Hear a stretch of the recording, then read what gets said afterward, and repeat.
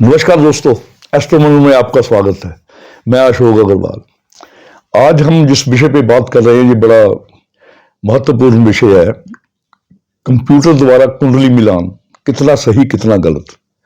आजकल जो कंप्यूटर द्वारा कुंडली मिलाई जाती है उसमें क्या क्या त्रुटियां आती हैं उसके विषय में हम बात करेंगे कि ज़्यादातर कंप्यूटर से हम कुंडली मिलाते हैं तो किन चीज़ों को देख के विवाह योग्य जो लड़के लड़कियां हैं उनको इनकार कर देते हैं। तो इसी विषय पे आज बात करते हैं। विवाह जो हमारे समाज का एक अनिवार्य संस्कार है। विवाह प्रत्येक युवक युवती को करना पड़ता है और भारतीय परंपरा तो ऐसी है कि विवाह होना और विवाह के बाद संतान का होना ये भी एक बहुत आवश्यक चीज है समाज के लिए, ताकि जो समाज है वो निरंतर तरक्की करता रहे, बढ़ता रहे। मगर जो सामाजिक मान्यता मिलती है वो विवाह संस्कार के बाद भी लड़की को साथ रहने की जो मान्यता मिलती है या उनसे जो संतान की उत्पत्ति होती है, समाज तभी उसको मान्यता देता है जब वो विवाह बंधन में बंध जाते हैं।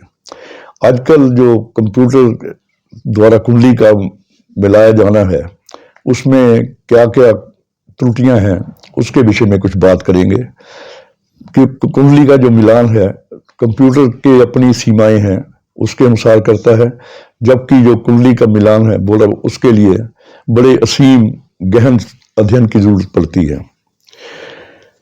कुंडली जब भी हम मिलाते हैं तो कंप्यूटर के पास एक मापदंड है गुण मिलाने का, जिससे वो 36 गुण मिला के 36 गुणों में कितना स्कोर आया, कितने गुण मिले हैं, उसके आधार पर वो अपना निर्णय दे देते हैं। जो इसको अष्टकूट विधि कहते हैं। अष्टकूट का मतलब आठ मापदंड ऐसे हैं जिनके अनुसार कुंडली का मिलान होता है। वो होते हैं वर्ण, वश्य, तारा, योनि, ग्रह मैत्री, गण, भकूट और नाड़ी। तो इनके अपने अपने अंक हैं। इन अंकों में से कितने वर वधू को या लड़के लड़की को गुण मिलते हैं उनके आधार पर कंप्यूटर ये बता देता है। आजकल समस्या ये हो गई है कि कंप्यूटर हर एक घर में है या आपके फोन में भी है। तो मेरे पास तो बहुत ऐसे व्यक्ति आते हैं जो कुंडली मिला के आते हैं कि ये जी कुंडली मिल गई है, इसमें 21 गुण मिल रहे हैं, इसमें 25 गुण मिल रहे हैं, जबकि वस्तुतः जो मतलब सही मायने में कुंडली नहीं मिल रही होती। सबसे बड़ा जो इसमें कंप्यूटर की कुंडली मिलाने में जो दोष है वो है मांगलिक दोष का बता देना। हमारी जो विश्व है इसमें अगर हम मांगलिक दोष देखें तो जो 85% 82.5 से लेके 85% तक जो व्यक्ति हैं उनकी कुंडली में मांगलिक दोष होता है। मांगलिक दोष लगन से मंगल का कुछ भावों में बैठना, चंद्र से मंगल का कुछ भावों में बैठना और शुक्र से मंगल का कुछ भावों में बैठना, ये मांगलिक दोष की उत्पत्ति करते हैं। मंगल को वैसे जो अपनी आम ज्योतिष मान्यता है कि मंगल पहले घर में, चौथे घर में, 7वें घर में, 8वें घर में और 12वें घरों में, इन घरों में मंगल हो तो मांगलिक दोष माना जाता है। दक्षिण भारत में दूसरे घर के मंगल को भी मांगलिक दोष मानते हैं। तो इन घरों में मंगल होने से, क्योंकि मंगल बहुत ही ऊर्जावान ग्रह है, अगर मंगल जहां पे नेगेटिव स्थिति में पहले, चौथे, 7वें, 8वें और 12वें भाव में बैठा हो तो ये क्लेश कारक बन जाता है। इसकी अगर ऊर्जा, इसकी एनर्जी नेगेटिव है तो ये विवाह विच्छेद करवा सकती है। मगर यहीं पे अगर ये पॉजिटिव है तो यहाँ पे ये बहुत ही सुखदायी हो जाता है। तो उस चीजों में जो कंप्यूटर है वो सिर्फ इन घरों में मंगल को देख के मांगलिक दोष को डिक्लेयर कर देता है और बहुत अच्छे अच्छे संबंध बनने से रह जाते हैं। तो इसमें गुण कितने भी मिलते हों, अगर कुंडली नाम आपस में मैच करे, जो उसका कुछ हर एक विशेषज्ञ के अपने अपने तरीके होते हैं। सबसे पहले कुंडली में वर वधू की चंद्र का मिलान करना चाहिए, जो कि चंद्रमा की लड़के लड़की का चंद्रमा की स्थिति एक दूसरे से कहाँ है, क्योंकि चंद्रमा मन का कारक है। अगर चंद्रमा की उनकी जो सामंजस्य ठीक बैठता हो कुंडली में तो 50% समझिए कि आप कुंडली मिल गई। उसके बाद आप शुक्र से शुक्र की स्थिति देखिए, जो कि विवाहिक सुख के लिए बहुत इंपॉर्टेंट है। उसके बाद आप उसका सूर्य देखिए, दोनों की आत्माएं कैसी हैं, दोनों आत्मिक क्षेत्र में उनका जो सामंजस्य कैसा बैठेगा, कि जो सूर्य से सूर्य, चंद्र से चंद्र और शुक्र से शुक्र, इनकी स्थिति अगर आप देखते हैं तो गुण, अगर ये आपस में स्थितियां ठीक मिलती हैं तो गुण चाहे कम भी हो तो उनकी तरफ आपको ध्यान नहीं देना चाहिए। एक जो कंप्यूटर बताता है नाड़ी दोष जो बताता है, तो नाड़ी दोष का मतलब एक ही नक्षत्र में दोनों बच्चे हों, लड़का लड़की हो, तो उसको नाड़ी दोष की संज्ञा दी जाती है। मगर उसका भी परिहार है कि नक्षत्र एक हो और चरण अलग अलग हों। एक नक्षत्र के 4 चरण होते हैं। मान लो एक ही नक्षत्र में दोनों पैदा हुए हैं और दोनों के जो चरण हैं वो एक का एक चरण एक है, दूसरे का 2 या 4 या 3 है, या दोनों के चरण भिन्न हो तो भी जो ये आप वो नाड़ी दोष उसमें नहीं रहता। नाड़ी दोष की विशेषता ये होती है देखने की कि नाड़ी दोष जो अगर कुंडली में ना हो तो संतति यानी कि संतान होने में कोई बाधा नहीं आती, मगर कंप्यूटर इस चीज को नहीं बताता। और कंप्यूटर का जो सबसे बड़ा दोष है आजकल कंप्यूटर से कुंडली देखने का, कि कंप्यूटर 85% व्यक्तियों को मांगलिक डिक्लेयर कर देता है, जबकि 90% मंगल का परिहार खुद ब खुद हो जाता है कुंडली में। अगर आप ध्यान से देखें तो जो मांगलिक दोष है उसका 90%, 95, बल्कि मैं तो 95% कहूंगा कि उस दोष का निराकरण वो स्वतः ही हो जाता है कुंडली में अपने आप। किन स्थितियों में होता है? मंगल का जो मंगल दोष दिखाई तो देता है मगर होता नहीं, उसकी क्या स्थितियां होती हैं वो मैं आपसे चर्चा करता हूं।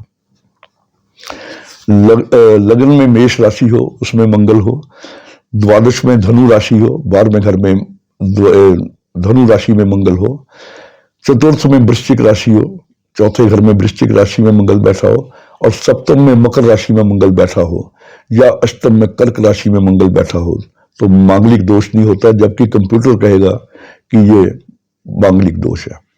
द्वितीय भाव में बुध की राशियां, कुंडली के दूसरे भाव में बुध की राशियां मिथुन या कन्या हो, उसमें मंगल हो तो मंगल का दोष नहीं होता। द्वादश भाव में 12वें घर में अगर मंगल है, मगर अगर वहां पे शुक्र की राशि वृष और तुला है तो मंगल को दोष नहीं लगता, मांगलिक दोष वहां नहीं होता। चौथे भाव में अगर मंगल अपनी राशि में मेष या वृश्चिक में है तो मंगल का दोष नहीं होता, जबकि कंप्यूटर बताएगा कि ये मांगलिक है। सप्तम भाव में उच्च का मंगल या नीच का मंगल हो, यानी कि सप्तम भाव में मकर राशि या कर्क राशि में मंगल हो तो मंगल का दोष खत्म हो जाता है। अष्टम भाव में गुरु की राशियां हो, धनु या मीन, उनमें मंगल हो तो मंगल का दोष नहीं रहता। सिंह या कुंभ राशि में मंगल कहीं भी बैठा हो, इन चारों घरों में पहले 4, 7, 8, 12, अगर यहाँ पे इन घरों में सिंह या कुंभ राशि है और मंगल है तो मंगल का दोष यहाँ पे नहीं लगेगा। मंगल की युति बलि चंद्र से, यानी कि वैक्सिंग मून, शुक्ल पक्ष का चंद्र के साथ मंगल की युति हो, या बुध या गुरु के साथ मंगल बैठा हो तो भी मांगलिक दोष का निराकरण हो जाता है। गुरु या शुक्र लगन में हो तो भी मंगल दोष नहीं रहता। जो शुक्र है ये विवाह का कारक है, अगर अपने सप्तम स्थान को देखता हो, लगन में बैठा हो, या गुरु लगन में हो तो मंगल कहीं भी बैठा हो तो मंगल का दोष नहीं रहता। जातक परिजात जो ग्रंथ है उसके अनुसार मेष, वृश्चिक, मकर, सिंह, धनु वो मीन राशियों में मंगल हानिकारक नहीं रहता। अगर मंगल आपका मेष, वृश्चिक, मकर, सिंह, धनु या मीन राशि में है तो मंगल का दोष नहीं होता। लगन में कर्क राशि या सिंह राशि हो और उसमें मंगल हो तो मंगल का दोष नहीं रहता। कन्या की कुंडली में गुरु चंद्र 1, 4, 7, 10 या त्रिकोण में हो, लड़की की कुंडली में गुरु या चंद्र 1, 4, 7, 10 यानी कि केंद्रों में हो या 5वें या 9वें घर में हो तो मंगल का दोष, कुंडली में मंगल कहीं भी उसका खराब हो रहा हो, मंगल का दोष नहीं रहता। चतुर्थ भाव में शुक्र की राशियां हो, यानी कि चतुर्थ भाव में वृष या तुला राशि हो और उसमें मंगल हो तब भी मंगल का दोष नहीं रहता। द्वादश भाव में 12वें भाव में बुध की राशियां हो, यानी कि कन्या और मिथुन राशि हो 12वें भाव में, तब भी मंगल का जो दोष है वो नहीं रहता। सातवें भाव में मंगल पर गुरु की अगर दृष्टि पड़ जाए तो मंगल दोष नहीं रहता। मंगल 1, 2, 4, 7, 8 या 12 में हो और बलि चंद्र यानी कि जो शुक्ल पक्ष का चंद्र है वो लग्न में बैठ जाए। अगर मंगल 1, 2, 1, 2, 4, 7, 8 या 12 में कहीं भी बैठा हो और लगन में शुक्ल पक्ष का चंद्र हो तो मंगल दोष नहीं रहता। लाल किताब में भी यहाँ कहा है कि कई जगह जिक्र आता है कि मंगल के जो घर हैं पहला और 8वां, इनमें सूर्य या चंद्र हो यानी कि मंगल को बल मिलता हो सूर्य या चंद्र से तो मांगलिक दोष नहीं रहता। तीसरे घर में चंद्रमा होने से मंगल कहीं भी बैठा हो तो ये मंगल दोष नहीं रहता। ये लाल किताब का सूत्र है कि अगर चंद्रमा या शुक्र तीसरे घर में हो, मंगल कितना भी खराब कहीं बैठा हो तो मांगलिक दोष नहीं रहता। केतु के नक्षत्रों में अगर अश्विनी मघा और मूल में अगर मंगल आपका अश्विनी मघा या मूल में यानी कि केतु के नक्षत्रों में है तो भी मांगलिक दोष का निर्माण नहीं होता। मंगल शुक्र की राशि में हो और बलि सप्तमेश केंद्र या त्रिकोण में हो, अगर 1, 4, 7, 8, 12 में मंगल शुक्र की राशि में है और जो लग्नेश है या 7वें घर का मालिक, ये दोनों अगर केंद्र या त्रिकोण में हो तो मंगल का दोष नहीं रहता। मंगली कुंडली में अगर विवाह का कारक शुक्र बलि हो, सप्तम स्थान को देखता हो तो मंगल का दोष नहीं रहता। जो विवाह का कारक है वो शुक्र है। अगर शुक्र बलि हो कुंडली में, उच्च का हो या सप्तम भाव को देख रहा हो तो भी ये मंगल का दोष नहीं रहता। इन भावों में जब 1, 4, 7, 8 और 12 में मंगल या शनि वक्री हो जाए तो मंगल का दोष समाप्त हो जाता है। इन्हीं भावों में मंगल हो, वक्री हो या इन्हीं भावों में आके शनि वक्री हो जाए या उसके साथ हो जाए, दोनों ग्रह वक्री हो तो मंगल दोष नहीं रहता। मंगली कुंडली में मंगल गुरु और मंगल शनि का परिवर्तन, राशि परिवर्तन हो यानी कि गुरु की राशि में मंगल या शनि की राशि में मंगल और मंगल की राशि में शनि या गुरु हो, ये राशि परिवर्तन से भी मंगल का जो दोष है वो खत्म हो जाता है। गुरु की दृष्टि मंगल पे कहीं भी हो तो मंगल दोष नष्ट हो जाता है। किसी भी दृष्टि से अपनी 5वीं, 7वीं या 9वीं दृष्टि से मंगल को देख ले गुरु तो मंगल दोष नष्ट हो जाता है। कुंडली में मंगल अगर अस्त अवस्था में है, बिल्कुल अस्त है, कुंडली में जहां लिखा हो कि मंगल अस्त है तो मांगलिक दोष नहीं रहता।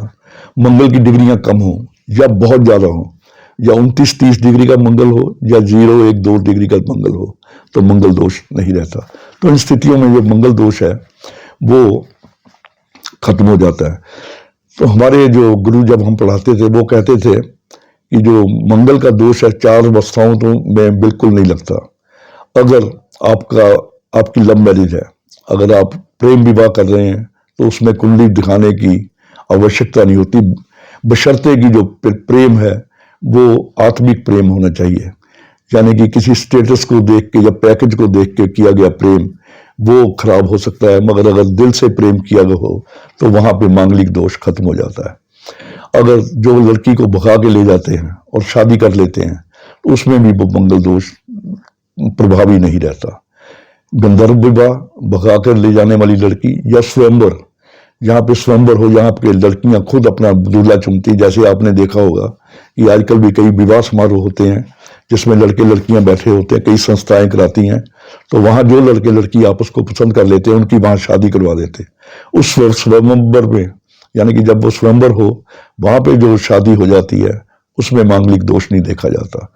या जहां 2 परिवारों की संधि हो रही हो, 2 परिवारों की दुश्मनी खत्म करने के लिए, या जैसे पहले पुराने जमाने में 2 राज्य आपस में संबंध पैदा करते थे आपस में मित्रता के लिए, इसी प्रकार 2 परिवारों की मित्रता, शत्रुता को मित्रता में बदलने के लिए अगर लड़के लड़की का संबंध किया जाए, कर दिया जाए तो वहां ये मंगल दोष नहीं रहता। एक जो साउथ के एक वैज्ञानिक थे, उन्होंने काफी अच्छे ज्योतिषी थे, उन्होंने एक अनुसंधान किया था, मेरी मुलाकात हुई उनसे। उन्होंने बताया कि ब्लड अगर कुछ भी ना करना हो तो ब्लड ग्रुप मिला लिया जाए। ब्लड के 4 ग्रुप होते हैं, ए बी और ओ। इनमें से ये RH नेगेटिव और RH पॉजिटिव दोनों में से कुछ भी हो सकते हैं।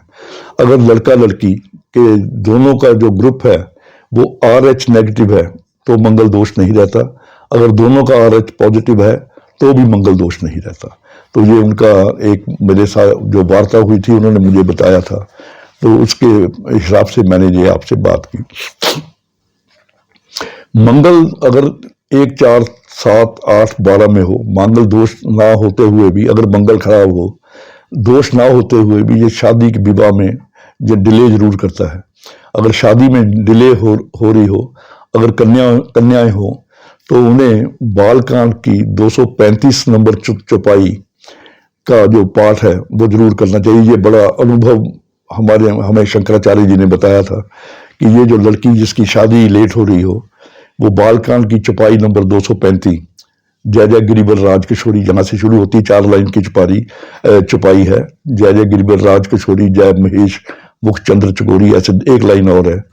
इस चौपाई का नियमित रूप से पाठ करने से जो कन्या है उसको वर प्राप्ति में बड़ा मतलब लाभ होता है, जब शीघ्रता आती है। अगर आप कहीं ऐसा जगह जो मांगलिक दोष हो जिनमें, या मंगल जिनकी शादी में डिले कर रहा हो, कभी हिरन के पार्क में जाएं जहाँ हिरन हो, उनको आप हिरनों को कुछ खिलाएं, कोई चारा दें या हिरनों को कोई फूड देते हैं आप, उससे भी मंगल दोष का निराकरण होता है।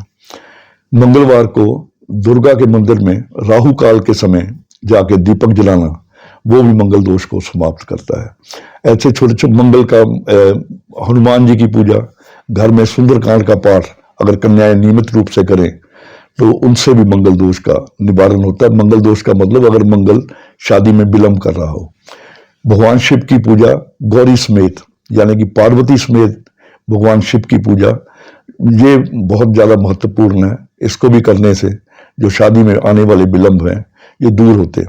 इस प्रकार अच्छा नाड़ी दोष का भी मैंने आपको बताया था कि अगर नक्षत्र का चरण अलग अलग हो तो नाड़ी दोष नहीं रहता। अगर कुछ में और भी कई गुण होते हैं कि जैसे राशि एक से 1 और 8 हो, मतलब जो षडाष्टक कहते हैं, अगर राशि षडाष्टक हो, एक से दूसरी राशि 6, 8 हो तो उसे अच्छी नहीं मानी जाती।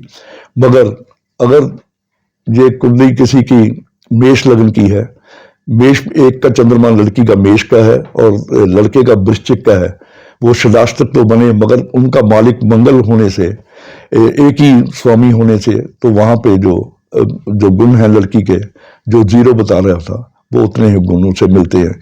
यानी कि गंग भकूट के जो उनकी जो गणना है आप ऐसे भी कर सकते हो कि अगर राशि एक दूसरे की षडाष्टक भी हो तो मगर वो एक ही ग्रह मालिक हो, ये इसमें संभव होता है तुला और वृष राशि में, और यहाँ पे मेष और वृश्चिक राशि में। तो इनमें चंद्रमा हो लड़के लड़की का, तो वहां पे भी जो दोष है कुंडली का वो उसका निराकरण हो जाता है। इस प्रकार कंप्यूटर पे बिल्कुल पूर्ण रूप से आप डिपेंड ना करके किसी विशेषज्ञ की राय लें, क्योंकि जो मंगल दोष है आम कुंडलियों में होता है, 85% कुंडलियों में मंगल दोष होता है, और उस 85% का जो 95% उस मंगल का परिहार है वो स्वतः ही हो जाता है, अपने आप होता है, जो कि कंप्यूटर बताने में असमर्थ होता है। तो इसलिए अगर आप शादी अपनी करवाना चाहते हैं या बच्चों की करवाना चाहते हैं तो किसी विशेषज्ञ से राय जरूर लें।